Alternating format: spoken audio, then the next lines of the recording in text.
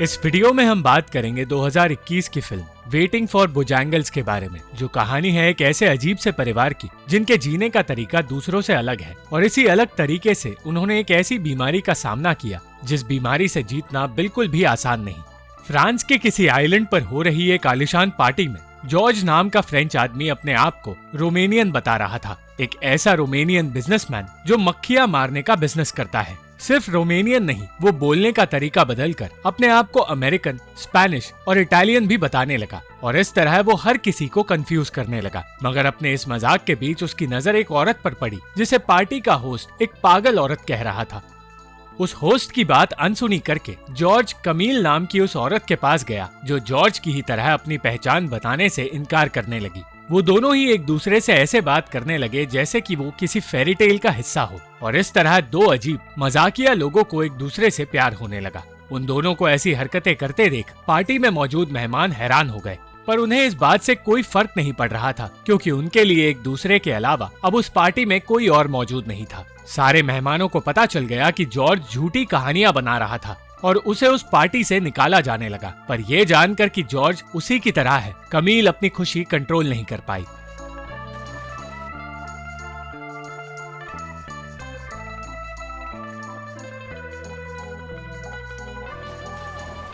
Party से निकलने के बाद जॉर्ज ने बताया कि वो एक कार सेल्समैन है जो अपने रईस पिता के पैसों पर पल रहा है, पर कमील को इस बात से भी कोई फर्क नहीं पड़ा। वो दोनों उस इलाके से दूर एक चर्च तक पहुंच गए जहां कमील शादी की बात करने लगी। हमेशा साथ रहने का वादा करके उन दोनों ने उसी दिन एक नकली शादी कर ली।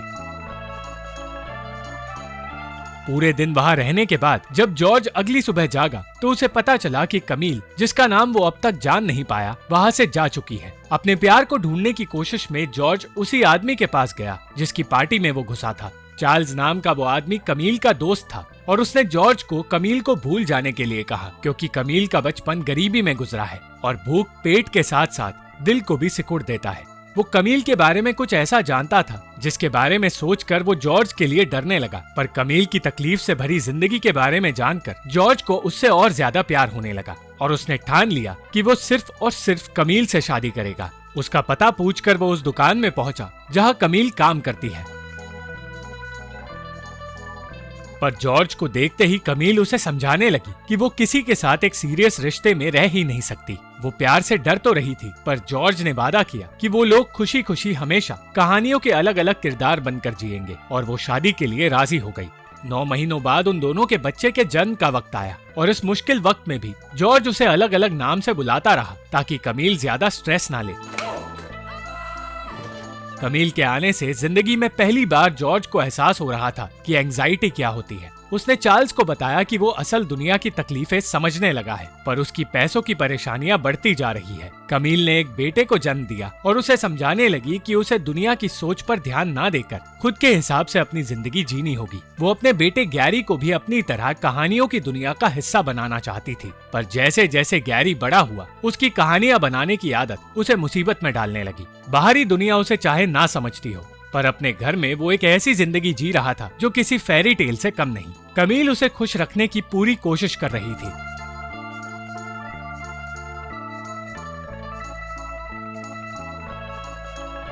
और एक सीख देते हुए उसने कहा कि जब भी उसे लगे कि वो निराश या दुखी हो रहा है तो उसे एक कहानी बना लेनी चाहिए और उस झूठी कहानी को अपनी सच्ची कहानी मानकर खुश होना चाहिए। इसी सलाह की वजह से गैरी झूठ बोलना सीख गया। उस परिवार की जिंदगी में सब कुछ ठीक चल रहा था और अपनी इमेजिनरी कहानियों में खोकर वो तीनों जिंदगी के मजे उठा रहे थे, पर मारी नाम की औरत परेशान थी क्योंकि महीनों से वो परिवार कर्ज में डूबता जा रहा है। वो लोग मजे करने में इतना खो गए हैं कि असल दुनिया और पैसों के बारे में भूलने लगे हैं। वो अपने साथ साथ दूसरों को भी इस नशे में डुबा रहे थे, पर कहीं ना कहीं चार्ल्स जानता था कि कमील की दिमागी हालत ठीक नहीं है। जैसे ही वो बहुत ज्यादा खुश हो जाती है, अचानक वो रोने लगती है और वो समझ नहीं पा रही थी कि उसे असल में बाइपोलर डिसऑर्डर और डिप्रेशन है। चार्ल्स ने उसे समझाया कि उसे अपनी तकलीफ किसी से छुपानी नहीं चाहिए, पर उसके लिए अपनी परेशानी शेयर करना आसान नहीं था और इसीलिए वो परेशानियों से भागने के लिए इमेजिनेशन का सहारा लेती थी। एक दिन कमील अपने पेट पक्षी को गैरी के स्कूल में ले गई ताकि दूसरे बच्चे उसे परेशान ना करे, पर ये बात गैरी की टीचर को अच्छी नहीं लगी। कमील उन्हें समझाना चाहती थी कि बच्चे गैरी को परेशान कर रहे हैं, पर उस टीचर ने गैरी को ही इस बात के लिए जिम्मेदार ठहरा दिया। उन्होंने ये भी कह दिया कि अगर गैरी का ध्यान क्लास से ज्यादा इमेजिनेशन में रहता है तो कमील को ही उसे पढ़ाना चाहिए, और ये सुनकर कमील खुश हो गई। वहाँ से निकलकर जब वो दोनों जॉर्ज के पास गए तो वो ये जानकर हैरान हो गया कि बड़ी आसानी से कमील ने गैरी को स्कूल से निकालने का फैसला ले लिया। एक बार के लिए वो सीरियस हो गया, पर कमील की तरफ देखकर वो फिर से हंसी मजाक करने लगा। वो कमील को निराश नहीं देखना चाहता था, पर वो जानता था कि ये फैसला सही नहीं है। अगले ही दिन बिना सोचे समझे जॉर्ज ने अपनी गाड़ियों की दुकान भी बेच दी और चार्ल्स इस फैसले से बिल्कुल खुश नहीं था। परेशानियों से लड़ने का इस परिवार का तरीका एक ही था, अपनी सपनों की दुनिया में खो जाना, और इसी दुनिया के जरिए वो दोनों गैरी को हर एक सब्जेक्ट पढ़ाने लगे। गैरी को भी इस तरह पढ़कर मजा आ रहा था, मगर कुछ दिन बाद इनकम टैक्स डिपार्टमेंट से एक ऑफिसर उनके घर आया और उसने बताया कि अगर 30 दिन में टैक्स नहीं भरा गया तो उनके घर का हर सामान जब्त कर लिया जाएगा। इस बात को लेकर कमील की उस ऑफिसर से बहस होने लगी और कमील इस बात को बर्दाश्त नहीं कर पाई। अचानक उसकी सपनों की दुनिया टूटने लगी थी और उसके लिए ये सहना मुश्किल साबित हो रहा था। वो परिवार फिर से पार्टीज ऑर्गेनाइज करता रहा, मगर अब धीरे धीरे कमील अपनी परेशानी छुपाने में नाकामयाब होने लगी और जॉर्ज को समझ आया कि उसे कमील को संभालना ही होगा, मगर उसे संभालने का तरीका वैसा नहीं था जैसा दूसरों ने सोचा था। जॉर्ज कमील के पागलपन का हिस्सा बनकर उसे ये दिखाने लगा कि वो बिल्कुल ठीक है। कमील की इमेजिनरी कहानियां बनाने की आदत भी अब काम नहीं कर रही थी और ये जानकर वो हिम्मत हारने लगी। एक रात जॉर्ज ने गैरी को बोजैंगल्स की कहानी बताई जो दुनिया भर में घूमता था। एक दिन बोजैंगल्स के कुत्ते की मौत हो गई और वो उसकी मौत के बाद हर रोज नाचने लगा, जिसकी वजह से वो गम से बाहर आ पाया। बोजैंगल्स के एग्जाम्पल को ध्यान में रखकर ही कमील जिंदगी जी रही थी, पर ये एग्जाम्पल उसकी ताकत के साथ साथ उसकी कमजोरी भी है। अचानक जॉर्ज को पता चला कि कमील ने पूरे घर में आग लगा दी ताकि इनकम टैक्स के लोग घर का सामान जब्त न कर सके। ये जानकर जॉर्ज को समझ आ गया कि हालात उसकी सोच से ज्यादा गंभीर है। उसे कमील को हॉस्पिटल में एडमिट करना पड़ा और उसने गैरी को समझाया कि ये फैसला सबकी भलाई के लिए लिया गया है। जॉर्ज अब गैरी को असल दुनिया से वाकिफ करवाने लगा ताकि उसकी हालत कमील जैसी ना हो, और गैरी की जिंदगी इस तरह बदलने की वजह से उसकी जिंदगी बोरिंग हो गई। चार्ल्स भी जॉर्ज की मदद करने लगा और उसकी वजह से घर का माहौल बेहतर हुआ। कुछ दिन बाद जब वो दोनों कमील से मिलने गए तो उसकी हालत देखकर डर गए, पर फिर उन्हें पता चला कि ये कमील का एक मजाक था। उस वक्त तो कमील मजाक कर रही थी, पर उसके लिए इस इलाज का तरीका सचमुच बहुत मुश्किल था और उसका मजाक कुछ ही हफ्तों बाद सच में बदल गया।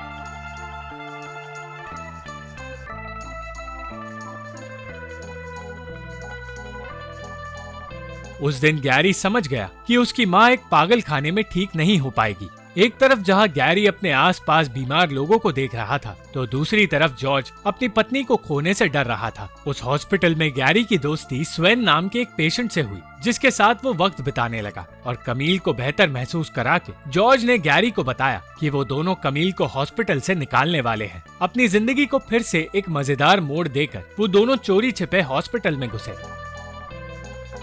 और कमील उनके आने का इंतजार करने लगी।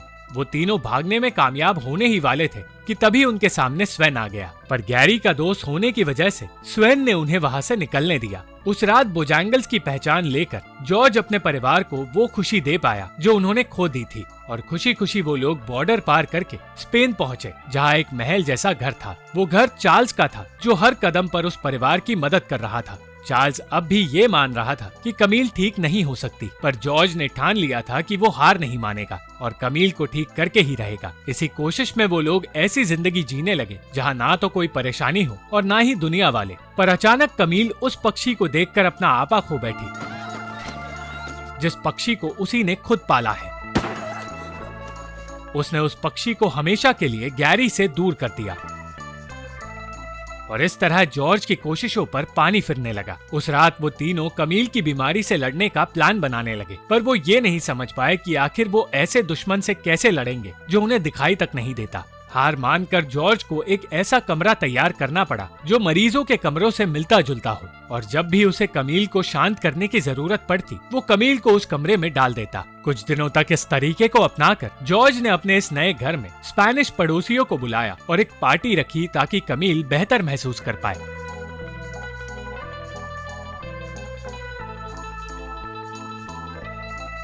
उस पार्टी में अपने माता पिता को फिर से मजे करते देख गैरी बहुत खुश हुआ और अपनी माँ से वो फिर से पहले की तरह बातें कर पाया। पर उस रात की खुशी आगे किस ओर करवट लेगी ये कोई नहीं जानता था। अगली सुबह जॉर्ज को लगने लगा कि हालात बेहतर हो गए, पर फिर उसे पता चला कि कमील ने जानबूझकर अपनी दवाई नहीं ली और अपने परिवार की खुशी के लिए उसने अपनी जान देने का फैसला किया। अंत में गैरी और जॉर्ज ने कमील को हमेशा के लिए खो दिया।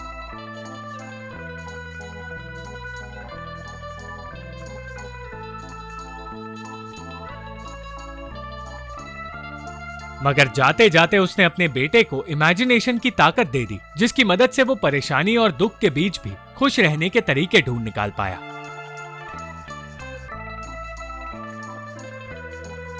कमील हमेशा अपने लिए और अपने परिवार के लिए सिर्फ खुशियां ढूंढती रही, पर ना तो कमील वो खुशी ढूंढ पाई और ना ही जॉर्ज। उसी रात जॉर्ज ने भी अपनी जान दे दी और अगली सुबह चार्ल्स को परेशान देखकर गैरी ये बात समझ गया। जॉर्ज के जाते ही चार्ल्स ने गैरी की जिम्मेदारी उठा ली और उस दिन गैरी का पक्षी भी उसके पास लौट आया।